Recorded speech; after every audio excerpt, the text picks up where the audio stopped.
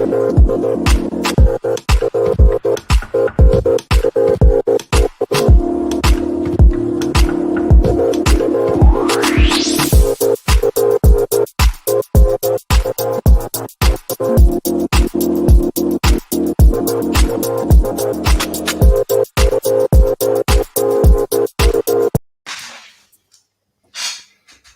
live once again. Welcome back to the Republic of Arsenal Europa League special, and it's the second leg.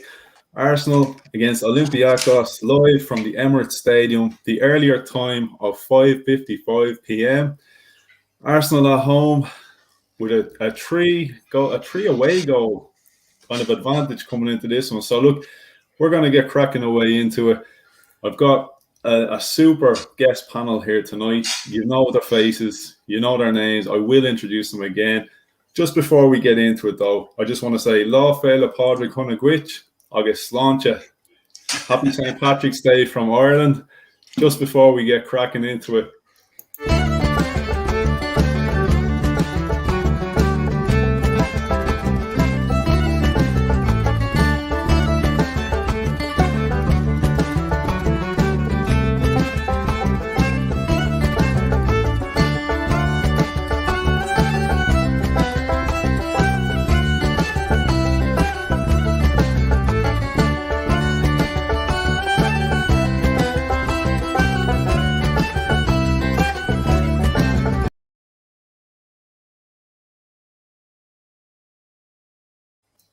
Absolutely loving that. That is great. That is... You even had Socrates at the end. Lovely. Yeah. Loving that. You know what? I was looking for little images of Arsenal players dancing. As soon as I seen Socrates doing this, I was like, I'm having that. That is going in. I was nearly gonna not use Aubameyang like I said. I was like, just 30 seconds of Socrates doing that. That's a great job. Oh, absolutely brilliant. Yeah, so lads, look, happy St. Patrick's Day from Ireland. As you can see, I'm decked out in the only item of green clothing I have. The mint green, unfortunately, but hey, look, it's green. It'll have to do. I did say to the boys earlier, unfortunately, I misplaced my green Panathinaikos shirt, so, you know, you have to rock the Arsenal here tonight. Yeah. Fortunately, I'm relieved. Oh, 100%. Yeah, no, but lads, this is going to be a great panel here tonight, and it's going to be a slightly more refreshing panel, I think. We've had a couple of rough ones, a couple of fun ones, but they've been a bit of hard work for anybody who did tune in the last couple of episodes. They'll know exactly what I'm talking about. With a couple of enthusiastic Tottenham Hotspur fans on the channel. I have some thoughts on what they said about us, if I'm honest. Yeah, I saw that. Go on. Yeah, we'll have you. Yeah. Did you hear this, Lambros? Apparently, Olympiacos have no caliber. Do you agree? Yeah, I don't want to go in on Spurs. Like, what have they ever won? We're already off to a great start. We're agreeing already. But I just don't know what can they talk about Olympiacos when they've never won a trophy? So I don't know. Yes. You guys can explain it better, but that's all I have to say. Really. No, carry on. Go on. Well, I was made aware of this because one of my mates, Aidan, who might be watching now, was watching you guys, and he messaged me, and I was busy at the time. And he messaged me being like, "Do you realize these Spurs fans are slagging off Olympiacos?" I was like, "What? What have they got to say?" It's like, "Oh, they got no caliber." They said they got no caliber. I was like, that's wrong. I think this must be the Aidan you were talking about. Yeah, there he is. There he is. Right on cue. Right on cue. I mean, you know what? They must have been. I guess they were just super. They must have been just being really butthurt after losing to you guys. I don't know. Like, it's just. I think it was a combination of a couple of things. One, being Irish and mouthy. Two, being Irish and drunk. And three, just being Spurs fans. Yeah. Yeah, dropped on their heads as children, I'd say. Yeah. Well, lads, look, we get cracking away into it. Like I said, look, I think we're already off to a different kind of banter-filled start where we're all teaming up on Tottenham Hotspur. And you know what? I'd love to keep it this way. I'd love to just have a Spurs bash session. But yeah, we do have to get into it, and we do have to become rivals for about an hour or so, and then we can go back to maybe we'll slate Tottenham a little bit more at the end. But joining me tonight, absolutely delighted to have him on board from the AFC Red Room with good friend Matt. So Matt, how are you doing tonight? Hi, Anthony and everyone. Yeah, no, really good, thank you. I'm still riding high on the waves of that Tottenham win. I know obviously we're moving on to different topics today, but feeling good. Yeah, I'm happy to be here, so thanks for having me on. Yeah, no problem at all. Always great to have you. And look who's back. He went missing for one episode. I gave him a bit of a holiday. He did apply for a night off with me about 8 months ago. So I said I have to honour it. I have to give him at least one night off. So Sulz, you were badly missed. You were badly missed to celebrate when we had the Spurs fans back on. But look, you're back tonight. I'd imagine the batteries are recharged and you're ready to go. So you're back, Sulz. Yeah, man. Firstly, congratulations on 200 subscribers. I know you've just hit that about an hour or so ago. Unfortunately, when you did hit it, I was having a nice nap, recharging the batteries, ready for the show. Unfortunately, I missed out on this Spurs bashing. I did start crying after watching that video. I was like, oh man, I wish I was there. But no, we're back, we're ready, and we've got one hell of a show for you tonight. Yeah, that's it. Yeah, thanks very much. And yeah, just on the topic of that, look, did hit the 200 subscriber mark. Look, small numbers, but on a personal level, I always said if I even got one person to subscribe, I'd be over the moon. And if one person consistently listened, I'd be more than happy. So to have 200 at the moment, and hopefully it's gonna continue growing. But as I always say, look, you can only be as good as the panel that appear on your show as well. So like I do have to say a massive thanks to each and every one of you that does come on the panel and gives the insight, because look, let's be fair, nobody wants to tune in to just listen to me talk for an hour. So I need you. I do need you guys here. So on that note, I'm going to bring in the Olympiacos fans, and I'm absolutely delighted to have these two guys back. And you know what, myself and Sulz were talking about this the other day, and it's kind of a problem when you bring on fans, and it really came to light having the two Spurs fans on recently. It really came to light that I was like, you know what, I'm actually very fond of these two guys, Stephen and Lambros, and it is hard to come into a show like this because I want to sit here and I want to gloat and I want to say, Arsenal have an advantage and we're going to win. It's just so you said it now. You said it. Yeah, you can say it. Yeah.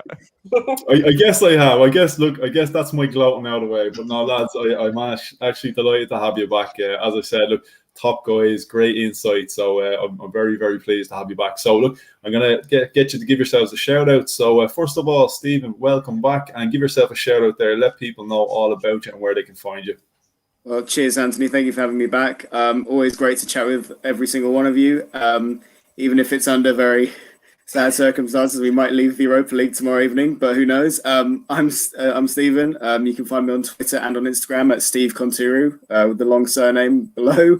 I also represent Hellas Football, where we write about Greek football in English, because not a lot of outlets do that in the mainstream industry, which is a shame, but we do it. We talk about the Greek Super League, Greek Super League 2. We talk about the Greek national team. We talk about Greeks playing abroad. We talk about Greek teams in Europe, like the Olympiacos, who are still currently in Europe, so that counts. And yeah, we have a podcast once a week as well on Spotify, Anchor, and on Apple Music. Yeah, great stuff. And as I said before, I have checked out all of your stuff, and like you're doing great things there. So I do encourage everybody to go check out the guys' work. And Lambros as well, you give yourself a shout out there.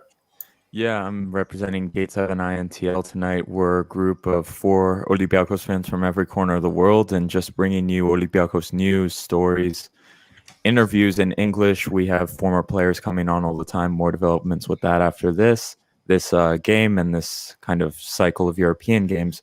We hope to kind of bring more closer to active players on soon. More news about that soon. But yeah, so we're just a project talking about Olympiacos and growing the Olympiacos brand in Europe in the language that most of us speak, English. So that's what we're doing, really. And I have to say, I saw a comment, Asteras Blue. I think Asteras got like destroyed by Tottenham like 7 years ago in London. I have to say it. Yeah, I'm sorry, Alex. But I remember that. I remember that too. Spurs destroyed Asteras. That's where Eric Lamela scored the other Rabona kick going back to the game you guys played. He did that against Asteras Tripoli. Yeah, we don't need to talk about that. No. We don't need to talk about that goal, but it's just a connection. Yeah, Jesus, that's actually crazy because I was thinking that the last day when he did score that goal, I thought, I know he scored a goal in the Europa League, and I couldn't think who that was against. I couldn't for the life of me think of who it was. Yeah, I remember. Yeah, it was top bins as well. That one, that was beautiful. Yep.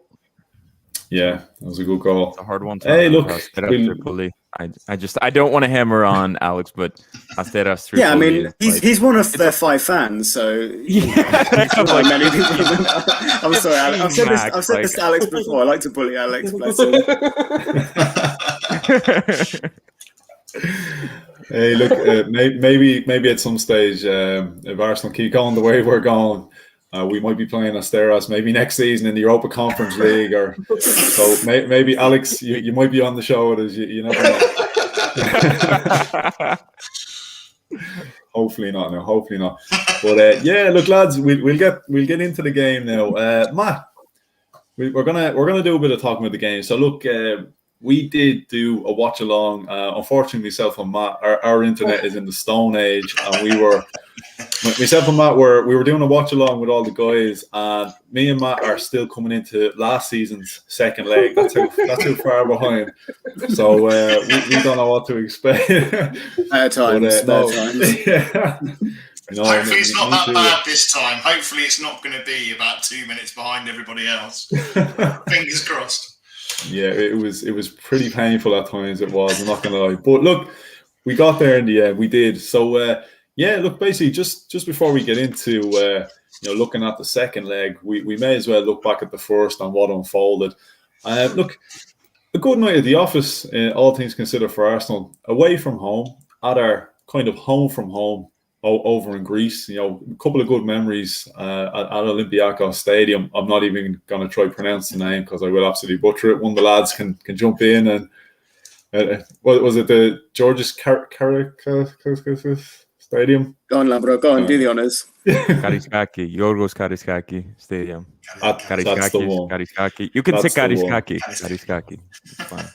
I can hardly say Emirates. Yeah, at that stadium. Yeah. So yeah, good night at the office, Matt. So look, how are you feeling coming into the second leg, going off of what we saw in the first? Did you see enough about Arsenal first of all and Olympiacos to convince you that this tie is finished, or what do you think? Is it still out in the open, anybody's game? I think Olympiacos can cause us problems. I think we've certainly got the upper hand in this game. I think we should rightly be confident going into this tie. We did play well last game. Okay, we did gift a goal, but overall the performance was pretty solid. We've got a pretty much a fully fit squad other than Saka, so we can kind of pick and choose who we want to play. I am feeling confident. I know we talked about Tottenham, but we've come off a good win there, so confidence will be high as well.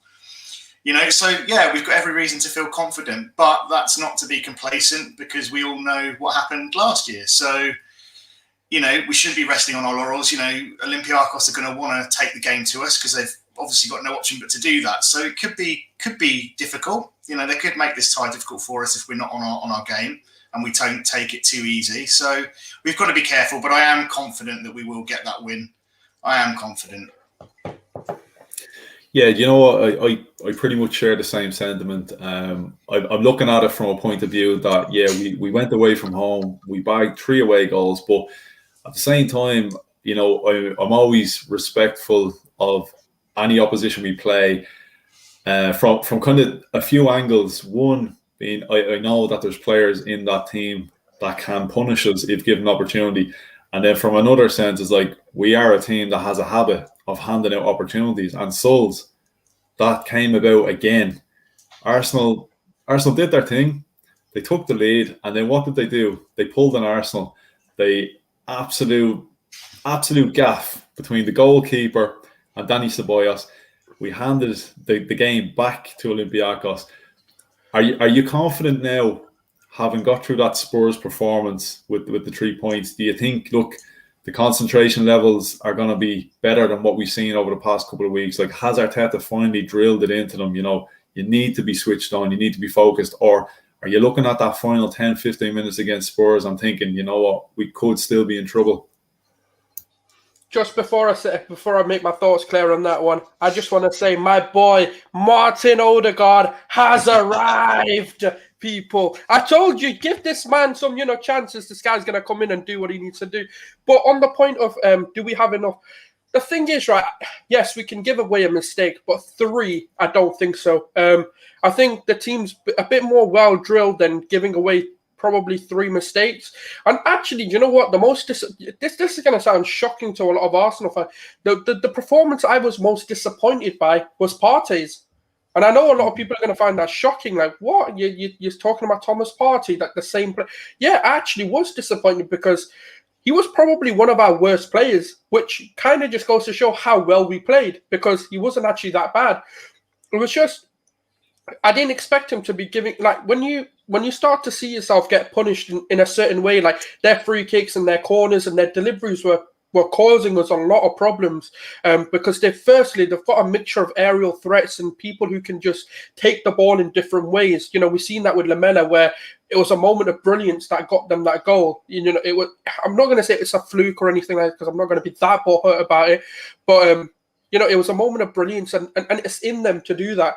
And so look, we're a team that needs to show a bit of discipline. We're not the team that needs to go for this. We need to manage this game. It's the key to the game. Is managing this well. We're in a privileged position where we can rest players and still get a scoreline that's going to get us through. 3 away goals is huge. I don't look. Arsenal always make things hard, but will they make it that hard? I don't know.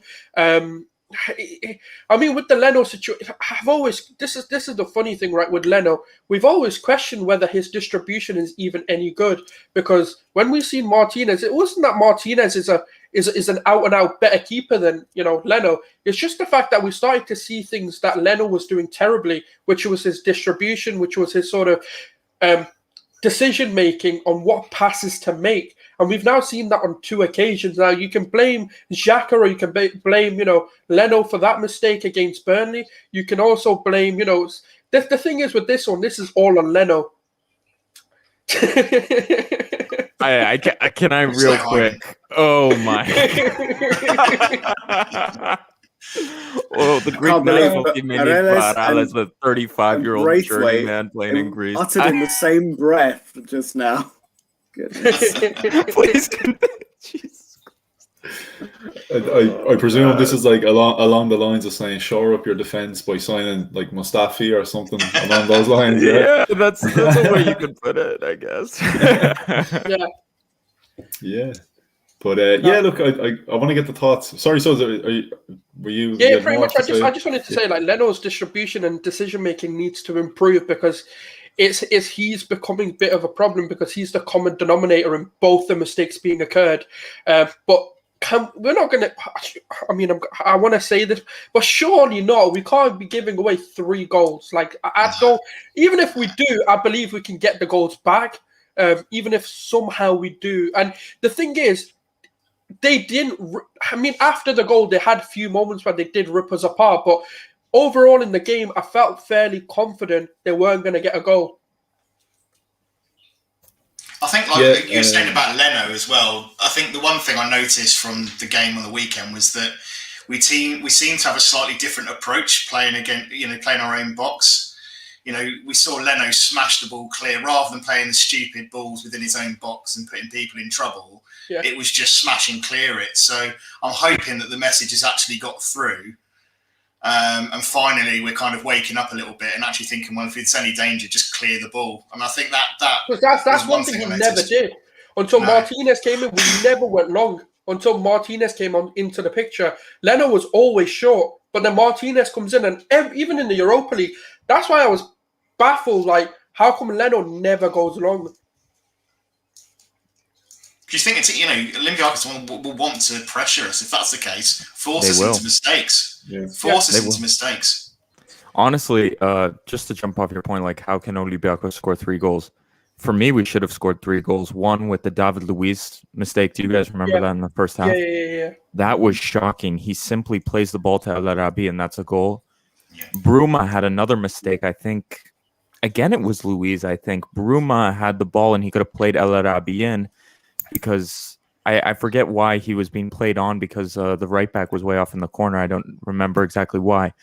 But the mistakes from you guys were there, and my co-host was going on about this in our post-game episode that the goal was almost equal, which is kind of surprising because your guys' goals came from pretty remarkable goals. That Gabriel ball, the only way he scores is you loop that over the keeper. That's an incredible header. Yeah. The fans in Greece wanted a foul, I should say. It's one where I say the foul may be called at the center field line from a goal kick, but it's not getting called the box for me. I know that's going to hurt the feelings of our Greek fans, but that's my opinion. But again, Olympiacos didn't take the chances. Guys, I'm going to be real. At this level, you take the chances or you lose, and that's about it. Yeah, we're not a team. We're not Barcelona. We're not PSG where we can waste chances and still come back. And especially when we don't have a healthy central defender. And that's our problem this season as well. Now, I've said this to many fans. I've said, how long are we going to give these attackers to start taking their chances until we start calling them mistakes? Because we're creating like maybe 5 to 6 chances. I'm not saying we have to score 5-6 goals just because we've created that many. But I'm expecting for a Premier League team that's aspirations are to get into the Champions League or even European football to at least score maybe 2 in every 6-7 chances. That's not a lot. Even you expect that from relegation battle teams to be scoring when they're creating nearly 8 chances a game to score at least 2 or 3. But I think it's about 23 or 24 games this season we've scored 1 goal. Yeah, it's definitely not good enough. Definitely not. Look, I guess in a sense, the one thing I take comfort in is the fact that we are now creating chances for us not to take, whereas before, what happened for too long was we weren't even creating the chances. Like our strikers were being absolutely starved. There was absolutely nothing coming in. The nearest thing we had to any form of attack, was Tierney down the line, swinging the ball into the box for the centre backs to clear. And we did see a little bit of that again, kind of creep in against Tottenham. I think at one point though, in fairness, I think we had about 13 attempts to 1 attempt in that game. But yeah, it is all about just taking the opportunities. I want to get the thoughts of the lads, Stephen and Lambros as well. Now, we did a lot of talking beforehand about who we may potentially see line up, and as I did say, it's a guessing game where Arteta, we never know. Where lads, you did say that generally you could pick the Olympiacos team, fairly easy.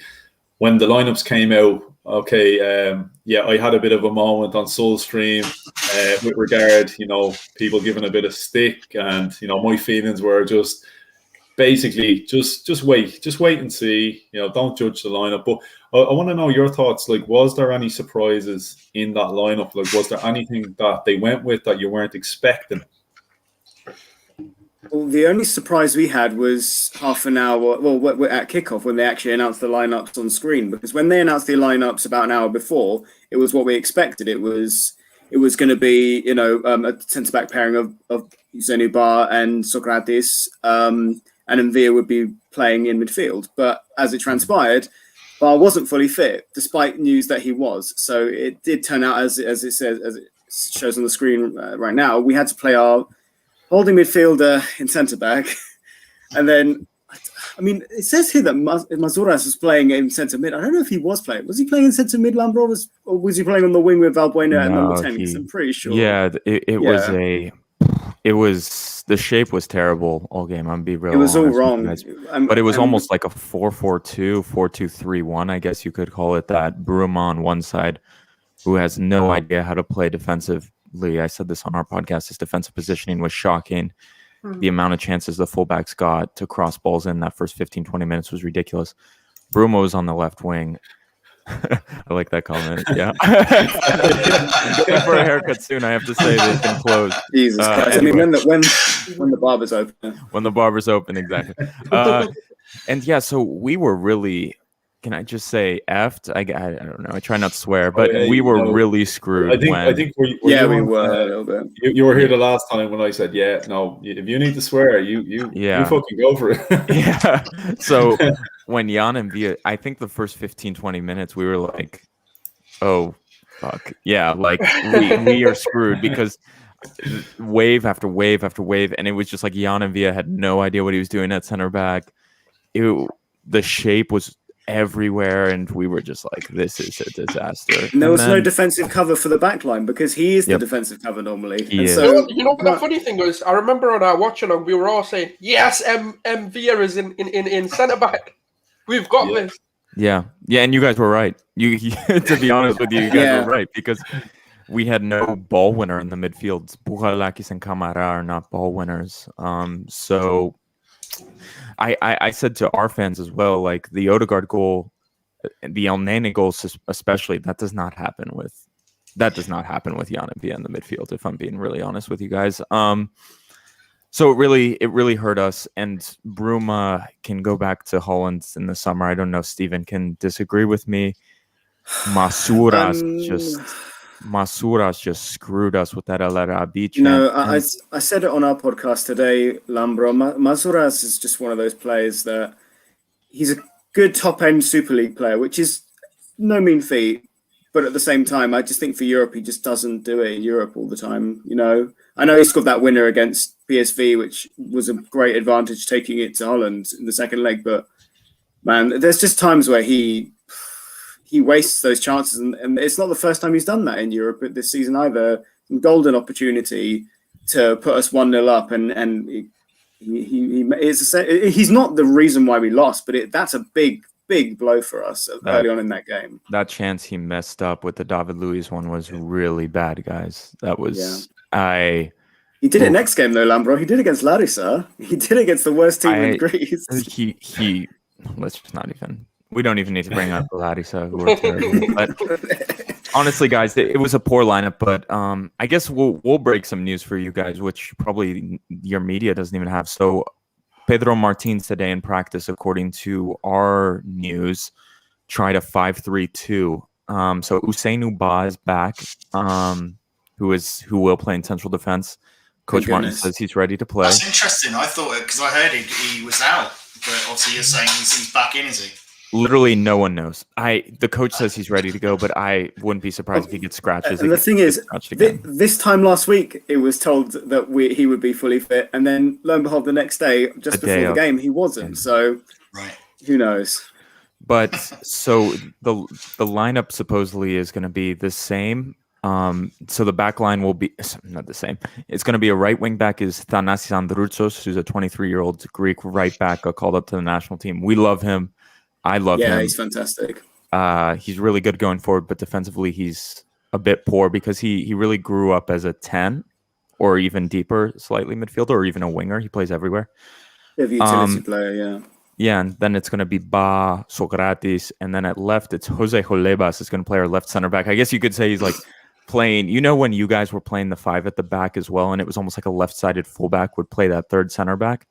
Yeah. That's the goal essentially here. What he's going to do, yeah. That sounds like what he may do, and then it's Oleg Reabchuk, and then Mvia, Madi, Kostas Fortounis will start. Matthew Valbuena is not playing. He didn't even travel with the team. He had some injury problem. He's 36 years old. And Youssef El Arabi and probably I hope he's actually good. I'm not being that mean to him. Sorry. No, he's fine. He's 36 years old. This happens. But our backup striker Hassan also pulled up injured in the last game we played in the league. So it probably means that I hate to say it, guys, El Arabi is going to play the full 90 this time. Oh no, there's no one on the bench. There's literally probably Greek U17 goalkeepers. Like, it's bad, guys. It's bad.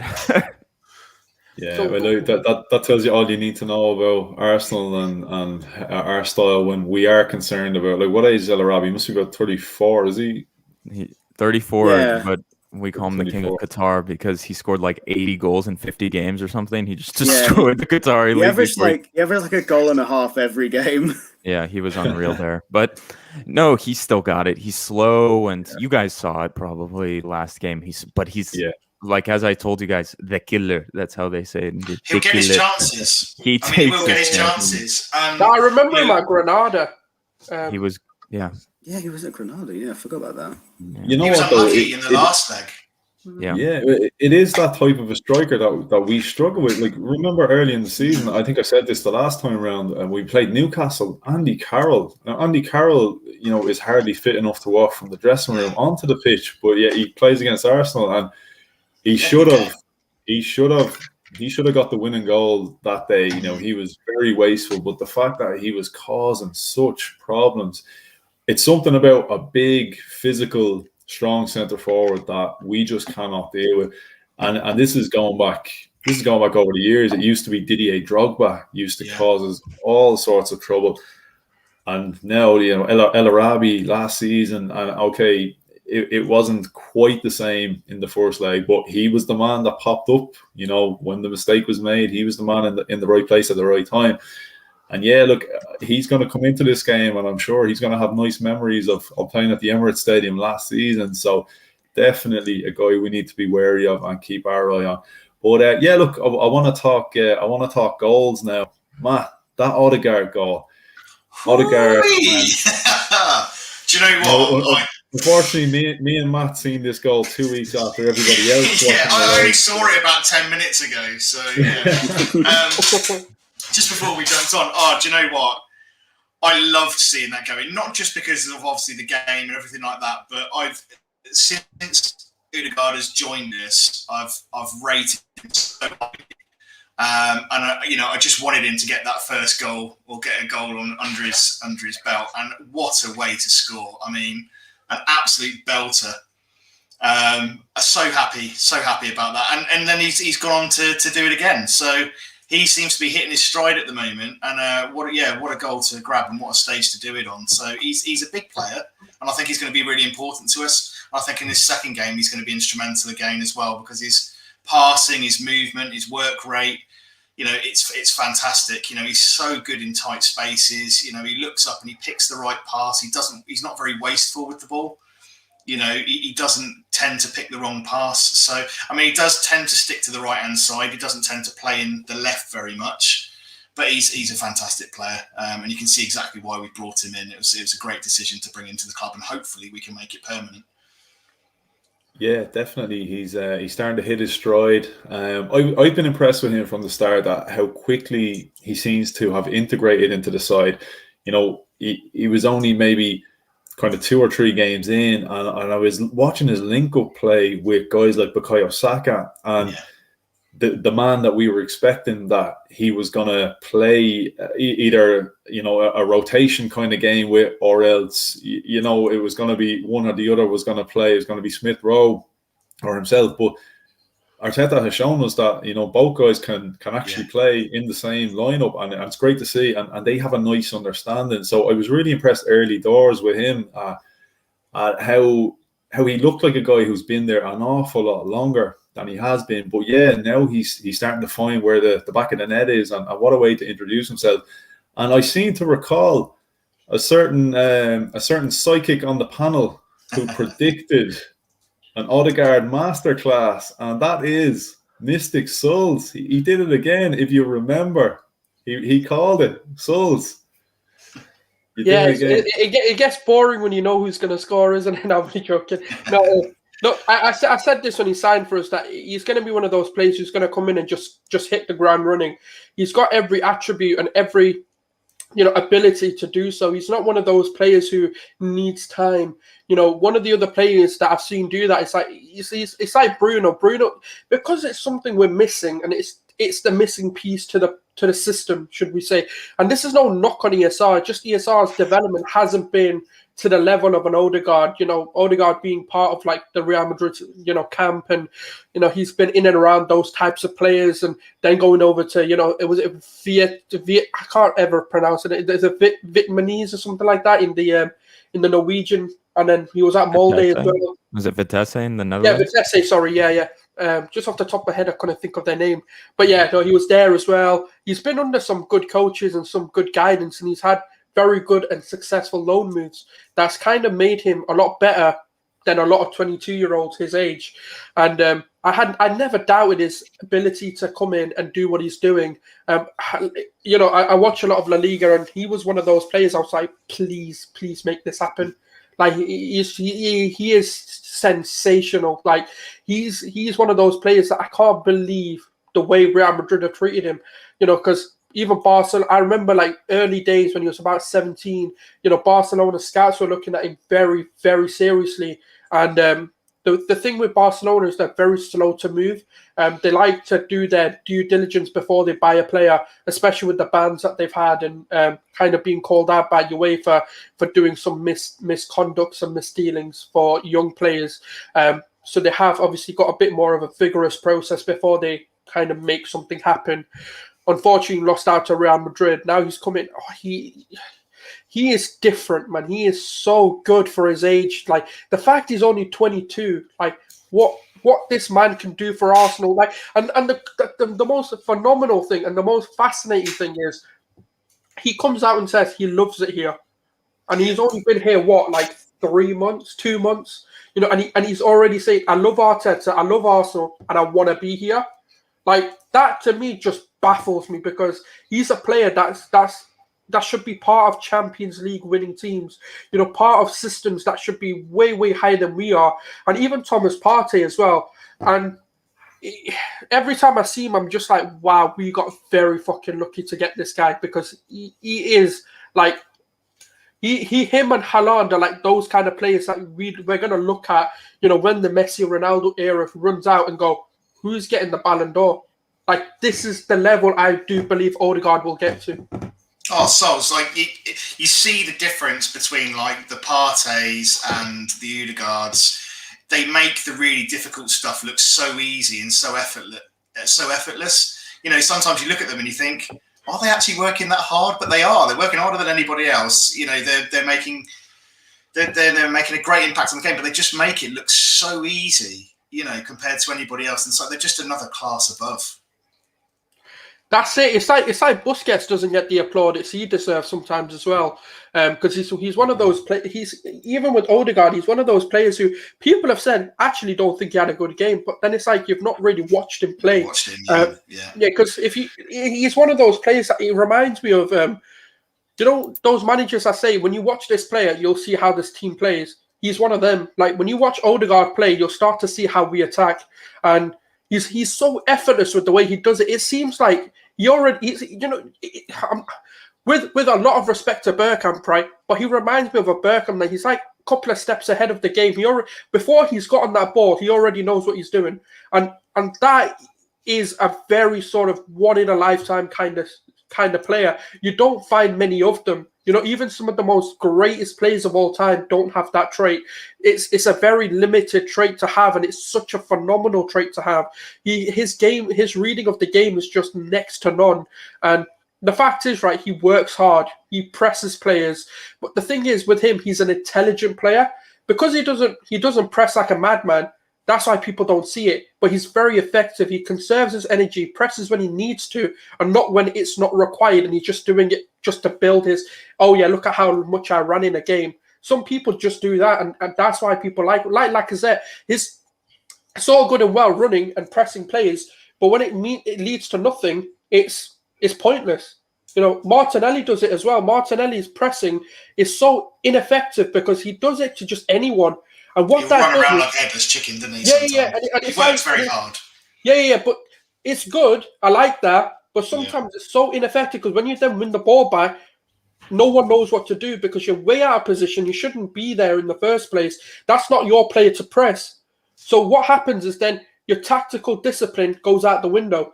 And that's probably part of the reasons why Lacazette and Martinelli don't get as much game time as we probably think they deserve. Yeah, well, look, in terms of Odegaard, yeah, I definitely agree. Like he does look a special talent, and it feels a little bit like maybe it was fate that he did end up at Arsenal because we know before signing for Real Madrid, he did come out to London Colony and he was shown around, and he supposedly was that close to actually signing for us when he was a kid. But what swayed it was the fact that he was promised he will be working under his idol Zinedine Zidane at Real Madrid's Castilla at the time, which is why he chose Real. Which, look, let's be fair, it's pretty understandable. You know what I mean? Who's going to say no to Zinedine Zidane at that stage? But look, moving on. He'd headbutt you if you said no. I said he'd nut you or headbutt you if you said no. Yeah, that's it. But look, we move on anyway. I want to talk about this Arsenal mistake, but I'm going to go to Stephen and Lambros on this one. Absolute moment of madness. Bernd Leno, and you know what? For us as Arsenal fans, this one hurt us a little bit more because we seen this happen in the game previous against Burnley. A short ball from Leno to Granit Xhaka. Now, granted, Granit Xhaka still was definitely accountable for what happened. This time around, I'm more inclined to say, Leno shouldn't have been passing to Dani Ceballos, who was being, he was pressed. There was about 3 players around him. He was going nowhere. Ball was taken away, and look, the rest is history. El Arabi with the equaliser. At that point in time, you must have been licking your lips thinking, we can see cracks here. This game is definitely not over. What were you feeling when that equaliser was scored?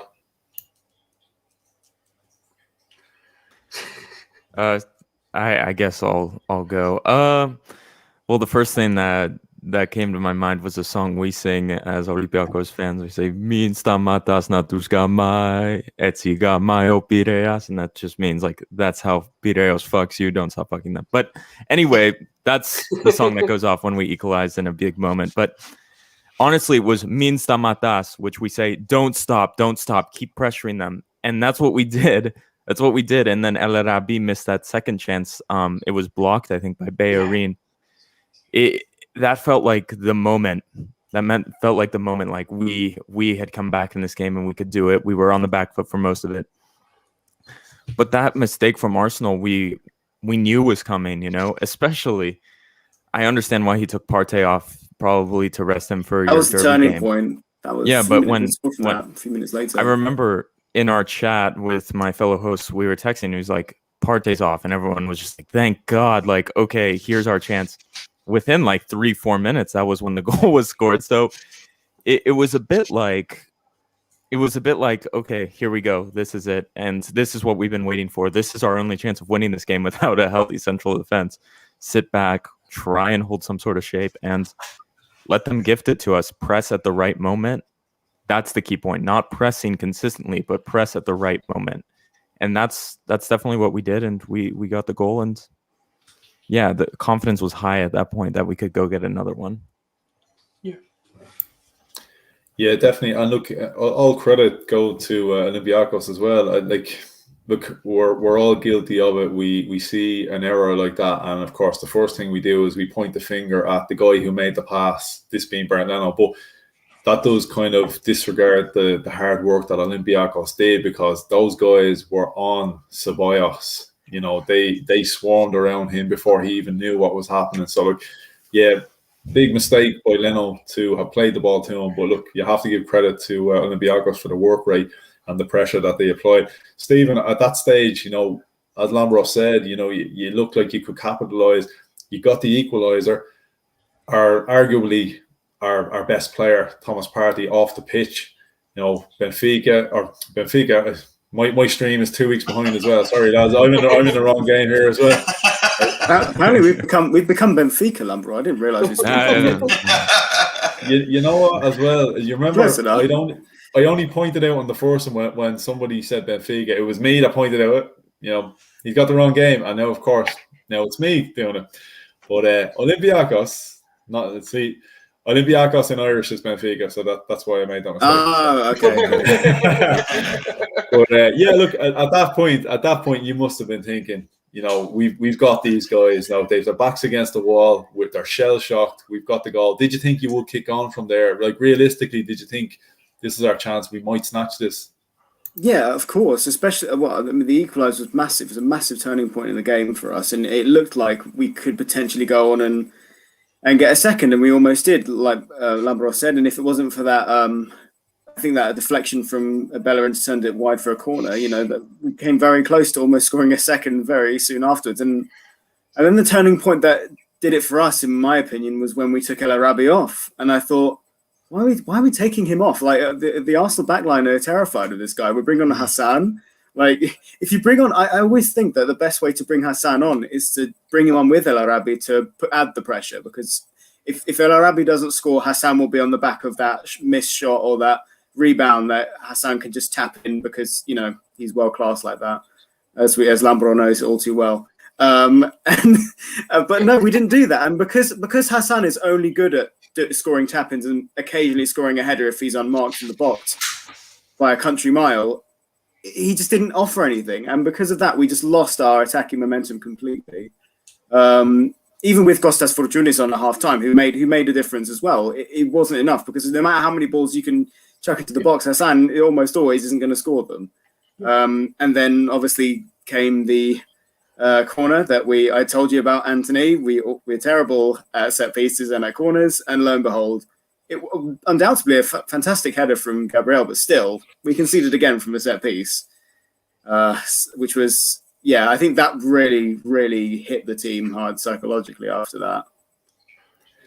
Yeah, and that goal, it was kind of aptly timed, the 80th minute. And again, this is kind of going back to the game previous against Burnley. It took us about 81 minutes to actually start playing football. So we seem to be making a habit of leaving it a little bit late. But Matt, when we did get that goal, 80th minute, Gabriel, first of all, I want to get your feelings on, I know it was a little bit of a controversial one. It did go to VAR. What was your initial thoughts there? And then when you seen it, did you think this one's going to be scratched off? No, I didn't, to be honest. I didn't have any real qualms about it, if I'm being truthful. I didn't think there was any real doubt. At no point was I thinking, oh no, this is... Well, saying that, from my view of what I saw, I had no doubt. But given our history with VAR, absolutely had a doubt. So I'll probably clarify that a little bit better. So, yeah, I mean, there's always, with VAR and Arsenal Football Club, there's always going to be an element of doubt, whether they even look at it, let alone, whatever. But when it goes against us, usually it's not in our favour. But thankfully, we managed to get the right decision in the end, I believe. Yeah, definitely. No, I agree. Look, when I looked at it and I'd seen the replays, I think I'd actually said, look, if this one is disallowed, football may as well not be a contact sport anymore, because I didn't believe there was enough in it. I think it was more so just the fact that Yann Villa went down and he stayed down for a while. But yeah, I'm not going to lie, it was a kind of a heart in your throat kind of moment, because you don't have the best of records with VAR. And again, I did have that feeling of, it's Arsenal, we have scored, and it would just be typical that this is going to be taken away from us. And yeah, that's kind of been the theme of the season. But lads, I know Lambros, you gave us your feeling on it. But Stephen, what were you thinking then? Should it have stood or not? I mean, when you see it there and then, you think, oh, that's a foul. Like, in the heat of the moment, you think, oh, well, I don't know why this should surely go to VAR and it will be probably taken off. And then, it happened and then the goal was given. And I thought, oh, okay, that's bit weird. Like for me, from my point of view, it was a foul. But then I'm supporting the other team, so I would think that. But then upon looking at the replays and such, I was like, okay, like I feel like this is one of those decisions that ultimately it was probably the correct decision. And then maybe with a different referee, maybe on a different evening, somebody would have ruled that out as a foul. But I think it was certainly more so. It was certainly more so the correct decision than anything else. I don't think our back payments to the refs were enough this time around. In all honesty, I think probably a bigger bank. I personally, people were really mad in Greece. So I think that needs to be clarified. People were really mad because it changed the momentum of the game, and our players dropped when they saw Yann Villa was dead there, and the heads dropped, and that doesn't happen with Olympiacos. I think we mentioned to you guys in the preview, this team is tough. Like heads don't usually drop. Like people bounce back, but the mentality after that goal was like, oh, we're getting a screw job. This is over, I think. And the heads really dropped. And my opinion of the goal is truly we weren't switched on. Typical Olympiacos set piece. We conceded a set piece against the worst team in Greece on the weekend. So what's new? But I think the reaction, I can explain the reaction from the Greek fans. We've been screwed by VAR in Europe. In Europe, it has to be said more specifically against English competition. Looking at Wolves. Do you remember Wolves, Steve? I do remember the Wolves goal, So, and that is a travesty. I'm sorry if anyone disagrees, but compared to the goal that wasn't ruled out against you guys, oh my goodness, I don't know how. I still don't know to this day how that goal was ruled out for offside. Quite frankly. And so so the sentiment was more, if we scored that goal, the goal was going to be called back. I'm also pretty sure of that because we're like a smaller team, and the ref was really, I don't hamper on the refs. I remember being quite upset with a few calls, niggly calls. We were fouling a lot. I noticed Oleg was fouling quite a lot on Saka, but on our own end, I felt like we had some fouls that weren't called, and it was just kind of a nuisance. So I think it was a boiling point. And finally, I'll just say, if that happens at the center line, it's a goal kick, and the defender comes up and maybe like tramples over the striker, and the elbow hits. It's a yellow card and it's a foul, but it's not going to get called in the box. For me, you don't call that in the box. Maybe at the center line, you call it a foul.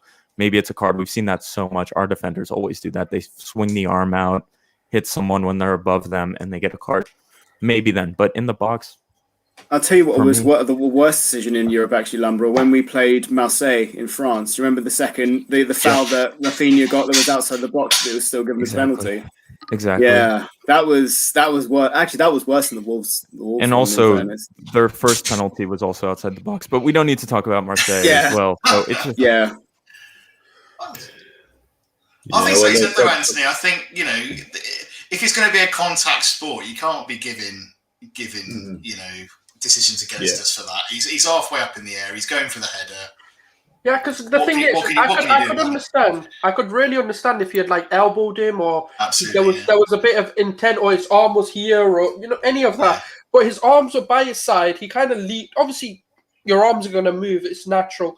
I don't think anything unnatural happened to the point where you think there's a bit of aggression there. It's just a simple. He leaped up like any other player would for a header, and it's just one of those coming togethers. And I think if you can't give that, then you may as well just say to everyone, look, we're not allowing contact anymore, because even the most natural of contacts that is inevitably going to happen, if that can't be allowed, then you can't be giving anything. That everything's going to be given off. There can't be headers in football if that's the case. And to be fair, I don't think the defender actually saw him coming, because I think he was facing the other way. So, you had a player jumping up to head a ball with a defender who had no idea he was actually jumping up behind him to actually go and make a header. So he couldn't move to get out of the way of it. He couldn't position himself because he just didn't know he was there. He wasn't paying attention. Exactly. Yeah. Definitely.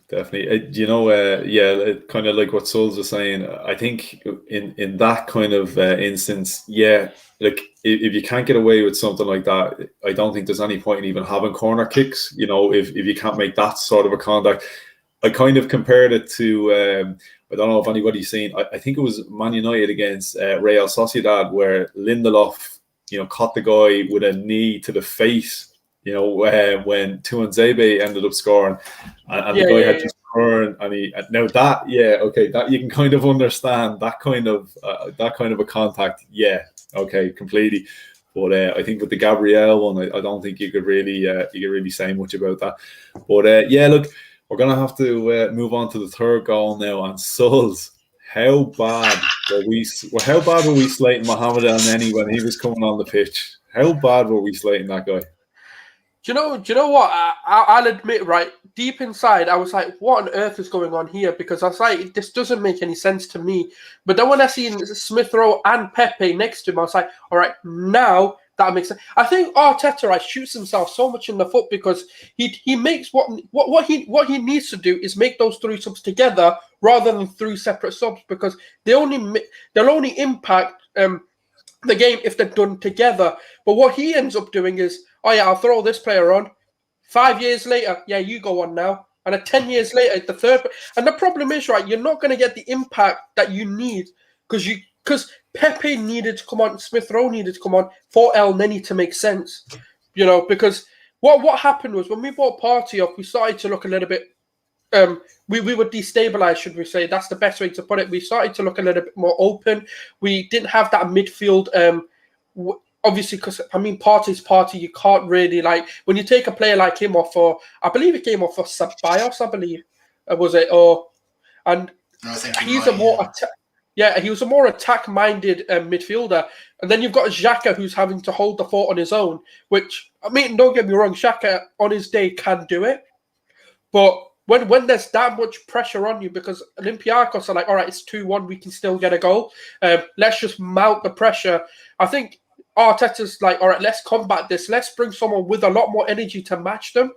But obviously, look, this isn't the first rodeo for El Neni to score a goal like this. He's done it all his career. Like, El Neni doesn't score goals, he scores wonder goals. Like, that's just, his motto. Like, I can't remember the last time he's just scored a tap-in. The guy has to score 40 yards out of the box. Otherwise, it's not going to happen. And this is why I say sometimes, right? That's why we're fans and not managers. Let the manager do his job, and let's just be fans and support him.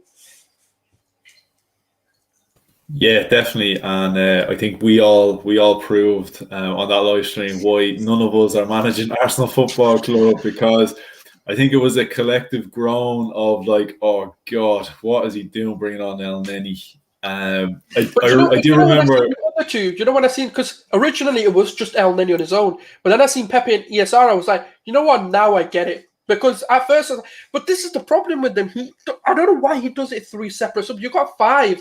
Just make them 3 together. Let them impact the game they need to do. And then you can, the other 2, make them 5 years apart in different games if you want. Because it just seems that that's how far apart he wants them to be. But no, credit to him. He realized I need to make these 3 together and got them ready and pushed on. You're right, Sulz. Though, it did make sense when he brought the other 2 on.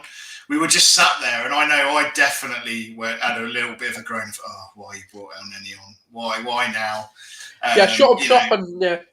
Yeah, totally. It just seemed like a really negative decision until you saw the other 2 come on. You think, okay, now I kind of see where you're going. But you're right. I think you make a really good point about making these substitutions earlier and together to have the best impact. But then when we say about impacts, what more of an impact could we have asked from him? What a goal. And you're right, he doesn't tend to have a tap in him, does he? He tends to, if El Neni's going to score, it's going to be 30, 40. It's going to be a highlight. Yeah, it's going to be a highlight. It's going to be a highlight. Yeah, and what a goal. I think, his nickname was the Pyramid Perlo or something like that. I love seeing all the nicknames come out. I think it's the Cairo Cambiasso and all that kind of stuff. I love seeing all that. But cracking goal. I seen one, was it El Neni Esta? What's the other one? El Neni Esta. I like that. El Neni Esta. But can I bring up a point you guys brought about the subs thing? Pedro Martins did this against PSV. He brought off El Arabi for Kostas Fortounis to play striker. And the Dutch were like, oh, hell yeah, now we can take it to them. And the momentum shift for 5 to 6 minutes. And then he brought on 3 attacking players, and the momentum shifted again, and we just dominated the last 15 minutes of the game. It was actually, I think it's a thing managers are now doing. I don't remember exactly how it went down, but this is a thing Pedro Martins is now doing for Olympiacos, which worked brilliantly against PSV, I have to say. For the first 5 minutes where we were playing with our number 10 at striker, was what the hell is going on? And then he made the 3 changes, and it just boomed. We just blew up, and it scored us the last goal, I want to say. It was, and we should have scored more, but it's a good tactic, and respect to Arteta for doing the same thing, because you guys don't have 5 subs in your domestic league, right? No, we've got 3. So that's it. We've had 5 subs all year, which is kind of fun to play with. Yeah, whole of Europe has pretty much got the 5 sub, but we're the only ones gone for 3 for some reason. Yeah, because I know we had the concussion subs, didn't we? I think. Yeah. We had it was 5 subs last season, and you could definitely see the benefit to that. Obviously, 1 for squad rotation, but even for squad morale, the chances of guys being included and getting a run out, I definitely think there's a lot to be said for 5 subs. Yeah, Water looks like breaks as water well. breaks. Yeah, definitely. But I think it look, works better. Sorry, Anthony. no, go ahead, Matt. Go ahead. No. I was just going to say, I think with the 5 subs thing, it benefits the bigger clubs with bigger squads and a lot more money better, because if you've got like a Man City playing against you and they've got, effectively 5, first team players on the bench, and you're a Burnley, and you're thinking, Christ, please don't give them any more players to bring on. So there can be disadvantages to it, I guess. Yeah, and then even again, this is going back to was it Man United, AC Milan. I don't think AC Milan could even name a whole substitute bench. They had that many players out injured. So yeah, I guess if you're fully fit squad, definitely benefits. But lads, look, I think we've spoken about the first leg enough. So just before we start wrapping it up, I know lads, Olympiacos lads, you gave us a little bit of an insight on what Pedro Martins is thinking in terms of his lineup and that. But I just want to ask Matt first of all, and then Sulz, are you expecting, following that Spurs result, are you expecting any changes to be made now? Because like that, he's kind of caught us out with a couple of lineups now. So I normally don't ask, and I'm not going to ask you to name a full 11. But are you expecting any kind of changes to come in? Any like our forward line and that, and our centre back pairing seems to change all the time. What are you expecting to see now coming into this one? Not a massive change. I think we'll probably see Aubameyang start after not getting a game against Tottenham. So I think he's probably likely to start. I think Saka, if he's had a hamstring problem, it'd be a bit silly, really, to bring him on in this game. So I think he'll probably get a rest. So you probably see the likes of Pepe get a play. I think Bellerin will probably start in defence. I think we'll stick probably with a Gabriel Luiz centre-back pairing again, because he tends to favour it. I don't think he's going to change too much. I think he'll tweak where he needs to. Like I say, with Aubameyang and maybe a Pepe for Saka, etc. But yeah, I can't see too many changes. I think we're going to need to keep it fairly tight and solid, not give away too many silly mistakes early on. And like Sulz quite rightly said, have a good game management, not do anything silly. We don't have to go out and really take the game to Olympiacos too much. Manage that game to make sure that we make it through. So yeah, I can't see too many changes. Yeah, Sulz, what are you thinking yourself? And before you give me your prediction, I will ask at the end. I'm going to get you to predict the player that's going to have a standout, because we need our fix of Mystic Sulz. But what are you expecting in terms of Arteta with squad rotation? I mean, it wouldn't be. I mean, you'd have to change your manager to actually predict the 11 or what he's thinking, because it's like Pep roulette, Arteta roulette now. We don't have a clue what he's going to. But I do expect some forms of. Obviously, there's some that he's now being forced to make in terms of, obviously, with the Saka situation. We're not. I think he'll be a little bit silly when we've got the 3 away goals to risk him. I think just let him have the night off.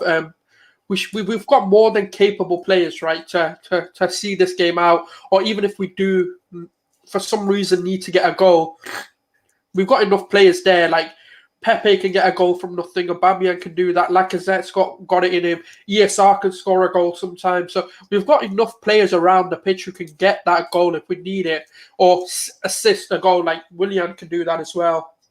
And then obviously, like you just said, like you just put up, we've got West Ham, and then after the international breaks, we've got Liverpool.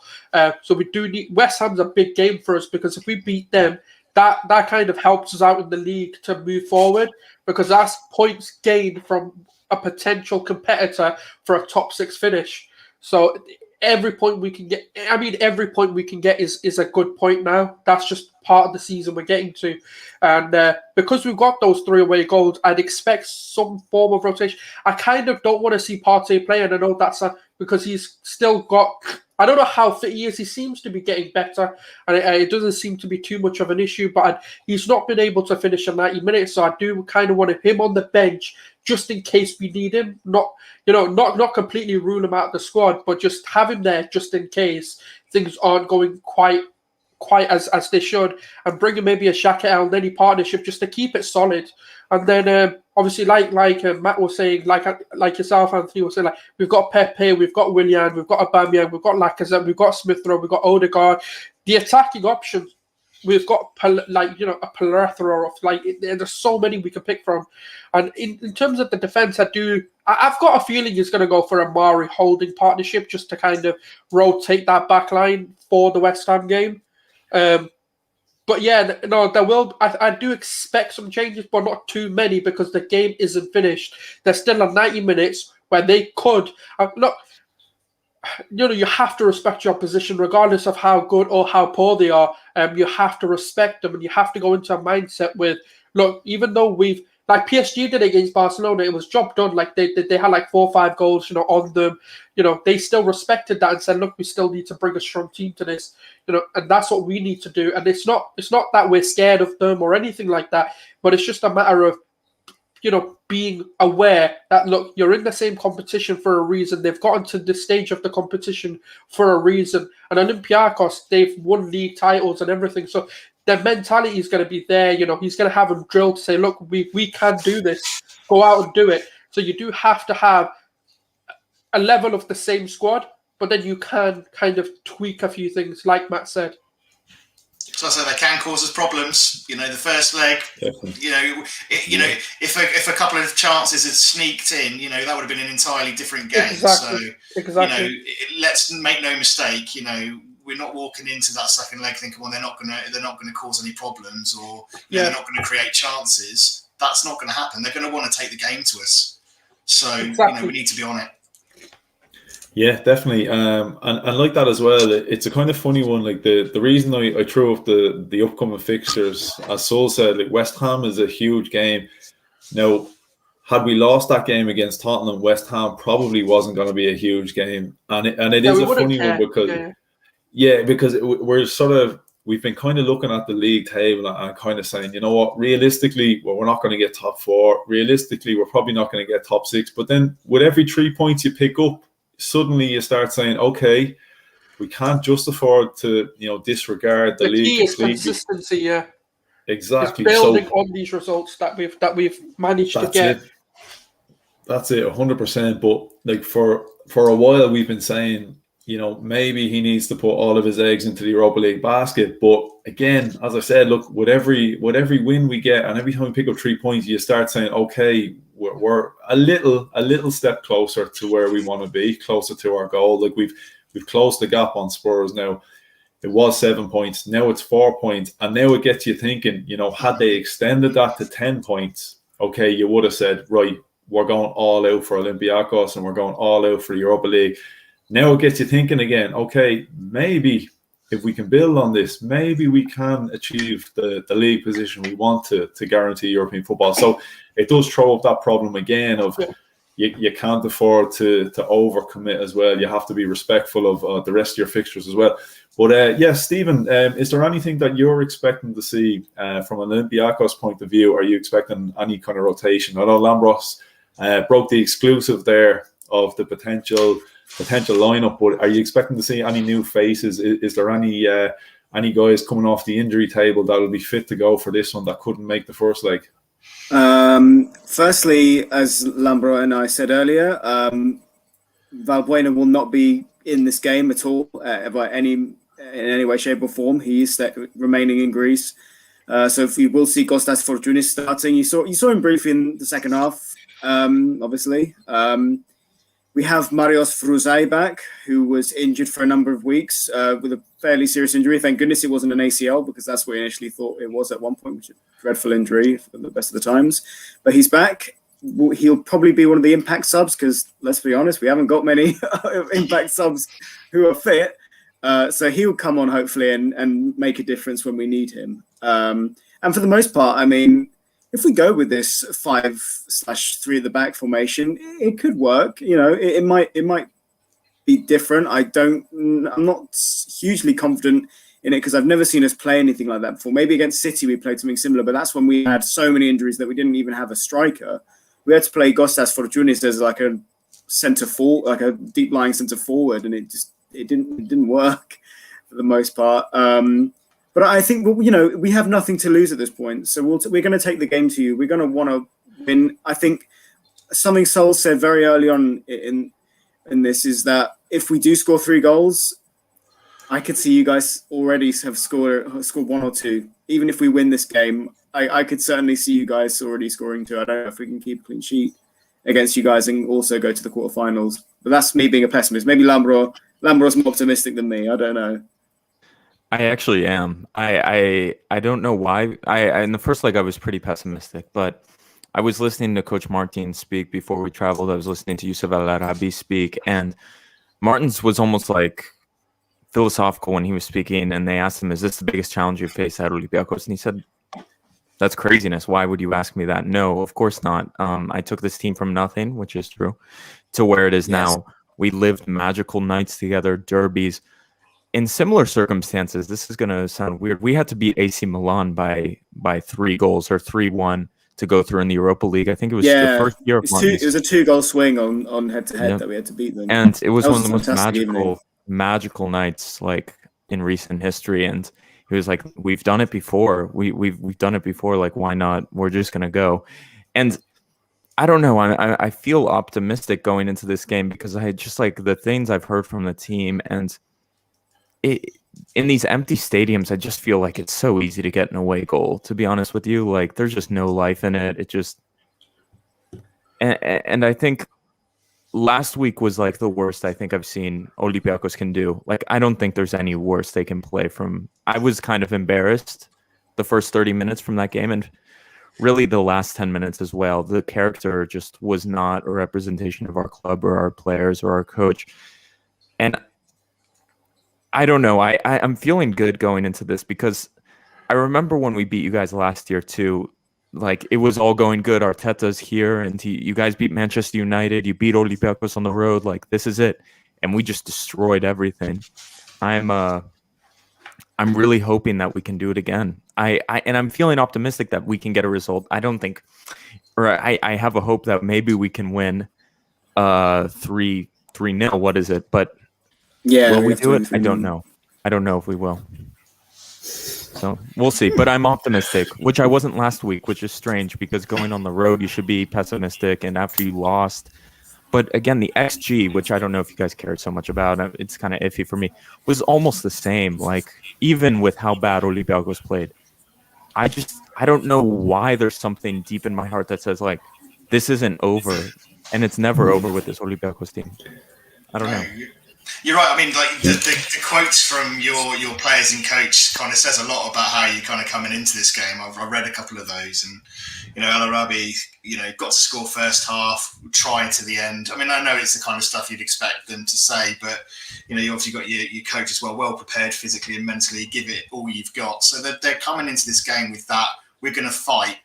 We're not just going, oh, well, it's too much of a mountain to climb. We want to take this game to you. So I do expect to see that from them. So it's going to be an interesting game to watch, I think. But given how we've defended this season, I think I'm fairly confident in our back line, bar the mistakes. And I think that's where you'll rock our confidence. If you can get us to make an early mistake, that's where we might start questioning ourselves. Yeah, definitely. And if there's one thing you're definitely going to get from a Greek team, you're going to get a fight until the very, very end, definitely. But look, just before we wrap it up, Matt, do you want to give us a prediction? How do you think this one's going to play out? I think it'll be actually a lot more difficult for us. Like I say, for the reasons we've just discussed, I think they will want to take it to us. I think I'm going to probably go with a 2-1 Arsenal win. I think I'd still favour us to get the result, and we've got enough firepower to do that. But I don't think it's going to be a 3-1, 4-1 route. I think it's going to be fairly close, but we'll edge a 2-1 win, I think. And Sulz, are you going to give us a prediction, and are you going to predict the man that's going to show up to turn the tie? Who's it going to be? Don't pick an Olympiacos player. No, do you know what? It's such a difficult game to read because it's not difficult. It's easy to say because it could go one of two ways. You can either come in there and just give a defensive performance and kind of keep it at 0-0, or we could need to really go out there and kind of win the tie. But looking at the way Arteta approaches a lot of his games, he doesn't really go for a draw. He doesn't really play for draws or even to go. Well, obviously no manager plays for a loss, but it's one of those where game management's going to be key, and I don't think he's going to rotate too much because like we've been saying on the panel, the game's not over. You know, they can still get the goals. You know, because the chances were there for them. It was just like Arsenal, but unfortunately, both teams don't take chances. It's just seems to be part of our DNA at the minute. But saying that, I do think it's going to be. I think it's going to be 3-2. I think they're going to score 2 because I feel like they need to. So they're going to be really up for it. They're going to come out of their shell a lot more than they did in the first because the emphasis is on them to score, not on us. So what's going to happen is we're going to do a very sort of counter-attacking, keep it solid, absorb pressure as much as we can, and then just attack them on the counter rather than be on the front foot. Because if that's how he plays, we're done. If he comes in and goes toe-to-toe with Olympiacos, it's the worst approach to take, in my personal opinion. I just think because not because they're a threat or they're not a threat. It's just more of a thing of. We don't need to be doing it. We've got no desire to attack in this game. We don't have to do it, but we just need to pick our opportunities. So on that basis, I do think it's going to be a Nicola Pepe goal. And I think, and on a second one, I'm going to say Willian's goal's coming in this game. Oh, a Willian goal. It's a big call. I've got a weird, because the thing with Partey is I do believe there's a goal coming in the next sort of few games. But with Partey, it's just his shots are so weird. His technique is so off. Like, it's so off. Like, it's not even like, you know, when you talk about a player taking shots and then you're like, yeah, I see a goal coming. I just don't see his technique being anything good. Oh, hell no. Oh, hell no. I can't do that. No, I can't do that. I can't do that. That would be a heart attack. Well, do you know what? Arsenal love making it difficult for us, don't they? They love to make it nervy for us. So don't rule it out, Sulz. But I don't want it to happen. If that happened, I'd be long gone, mate. I'd be in heaven waiting for the result. I'd be shocked. I think the main problem is though none of us are up for that. Well, none of us are Arsenal fans, but Arsenal's actual football team may well be up for that because that is what we do. But lads, what are you thinking? Lambros, what are you thinking? I honestly think I feel it's weird. I don't know why it's like this, but I feel good. And I'll bring you another quote, which you guys wouldn't have read. Mari Camara on Monday spoke to our local broadcaster and said, I haven't slept since the Arsenal game, and I'm expecting a huge game for him because he's a huge player. And Thursday night was just not a good representation of him. He's a fantastic player. He's going to give everything. And I think this Olympiacos team is going to fight. And I have a feeling it could be 2-1 us. And I honestly think we could do it. I know it was jokingly about the penalties, but I just have a gut feeling that maybe we can do it. It's very unlikely, but I'm not saying it's not going to happen. I have a feeling that it could happen. But I'm going to say 2-1, and we just can't get the goal to send it to extra time. I think that's what I'm going to say. And real quick, Marius Rusai is a top player, Greek international, very good. Him being back is all the money for us. And if we're chasing a goal, him with Fortunis and El Arabi, that's sauce right there. Yeah, no Rangelovic. Why am I more nervous now than I was before? Because this is if this is going to be a real representation of Olympiacos, not Jan and Villa playing center back for the first time in his life. I'm not going to watch this game now. So anything can happen in football, and you know, in European and cup competitions, you just don't know. But yeah, it'll be an interesting one. Yeah, and Stephen, finally, what about you? How are you thinking this game is going to go? Or can Olympiacos do it? Well, first and foremost, with regards to penalties, I actually can't remember the last time we had a penalty shootout in competitive play, but I do remember we played City in like the Champions Cup, like pre-season tournament in the US, and we had a penalty shootout with them in like 2014. We won. That's the last time I can remember us having a penalty shootout. With regards to the result, I wish in my heart I want us to win so badly, even if we don't go through, because it's great for the Greek coefficient. If we won and went through. But my brain is like automates to be pessimistic about Olympiacos in Europe. I've seen us bottle a 2-goal lead against Manchester United. I've seen us too many times against teams that we, and I think it's going to be 2-1 to Arsenal. I'm with Matt on this one. I'd love to be proved wrong though, and I don't think we should be underestimated. Oh, definitely not. No. Yeah, No, definitely we're not. not More by the team, not by fans necessarily, but more. Oh, right, more, okay, yeah. more by Arteta. Don't worry, I don't I'm think gonna Arteta be at the nice Emirates. comments. I think I'm he's gonna be taking at- it super seriously. I'll be at the Emirates giving the team talk. Yeah, don't make worry. sure you're on the touchline, Sulz. Make sure you're on the touchline. Yeah. I'll do a good job, don't worry. I play a lot of Football Manager. I'll bring that extra. Hey, Sulz, as long as you're not in goal for Arsenal, it's all good. just Oh, don't yeah. don't I mean, go I'll be there. a striker. I can score a few goals. Yeah, well, look, lads. Look, as always, every time I have these discussions and debates, it gets the fire inside burning, and it makes me so much more It's done the excited for the opposite. game. It's done the opposite. Yeah. I'm nervous now. It's done the opposite to I'm actually quite nervous now. See, so the problem is you show up here with so much fire in the belly that it can only be put out, you know. It can only be. But yeah, no, look, lads, I'm really, really looking forward to it. We are the earlier kickoff tomorrow. I would have preferred this to be the later one because Arsenal and early kickoffs we tend not to really show up for them. Yeah. But luckily, it's an evening kickoff, so we might be okay. Fingers crossed.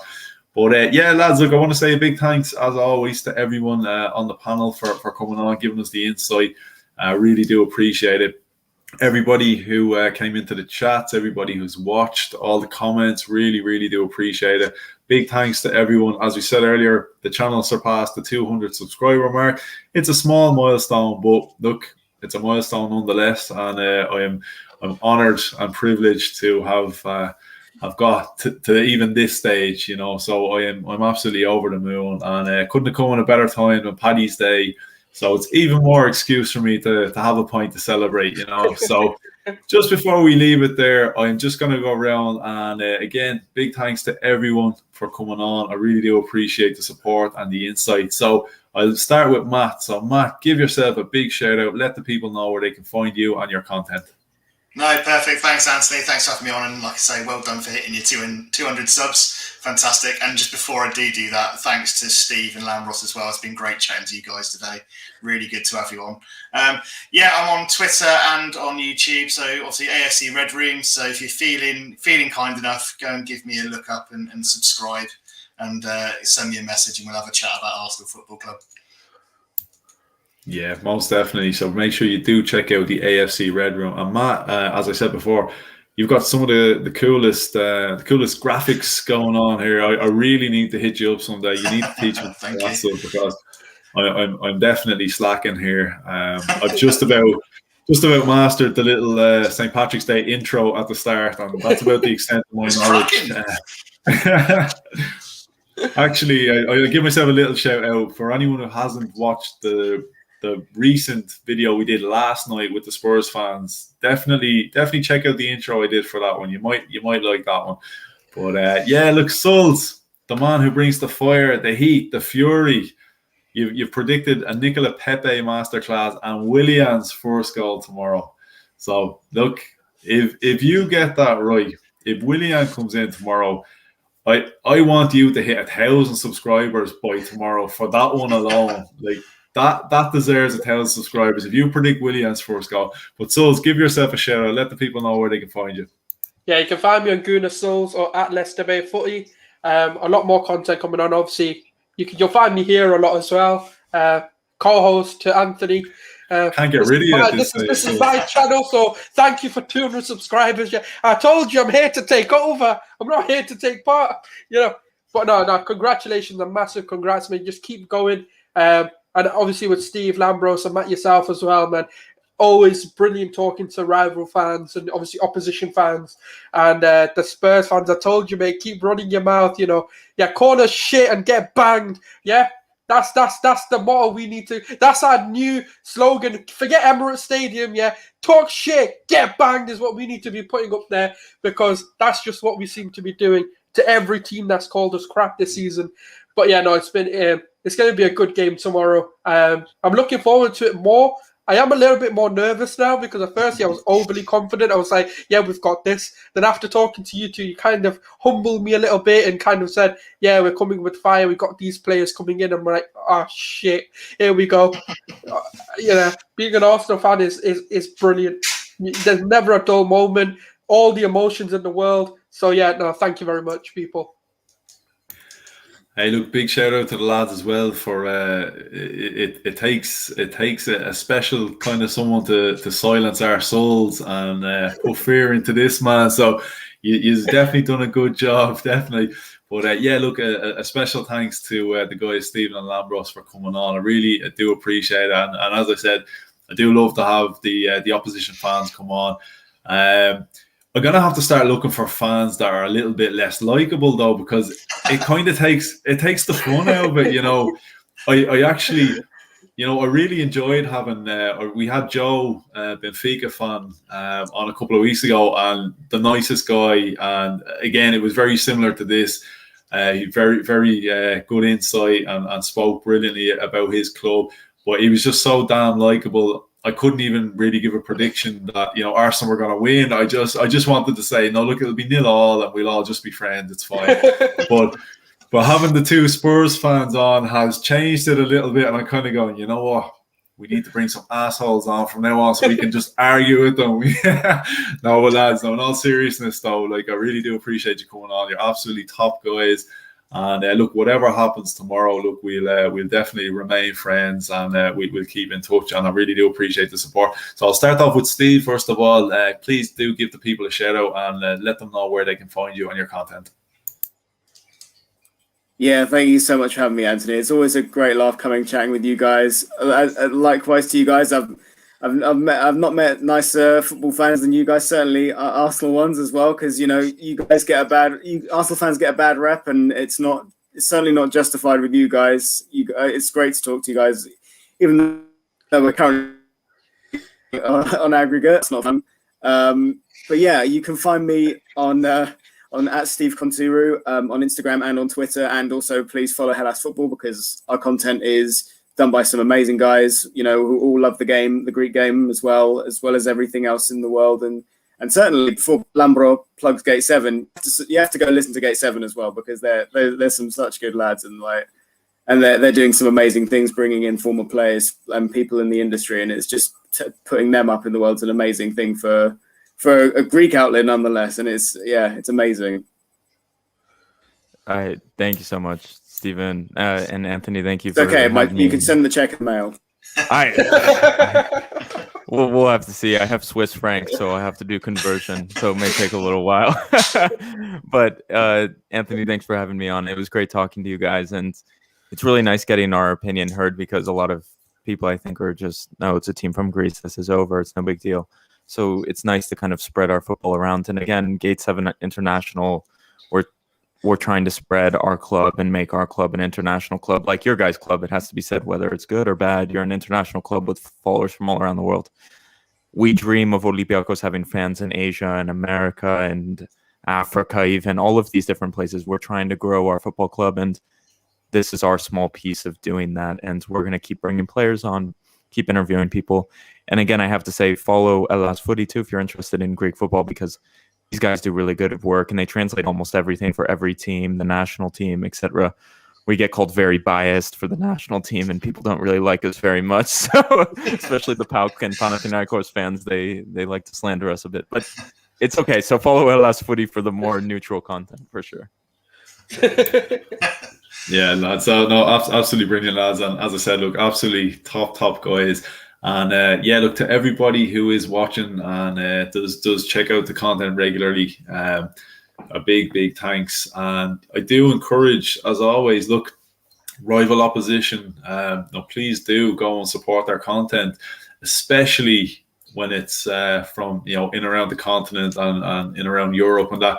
There's no shame, you can go check out Olympiacos content. It's not Tottenham Hotspur, so it's okay. Give a follow, give a subscribe, There's no judgment here, so it's all good. No, but lads, you are doing great things with Hellas Footy and Gate 7. So look, you will definitely just keep doing your thing. You'll continue to grow. And the same goes for Matt and Sulz. Again, just keep being you.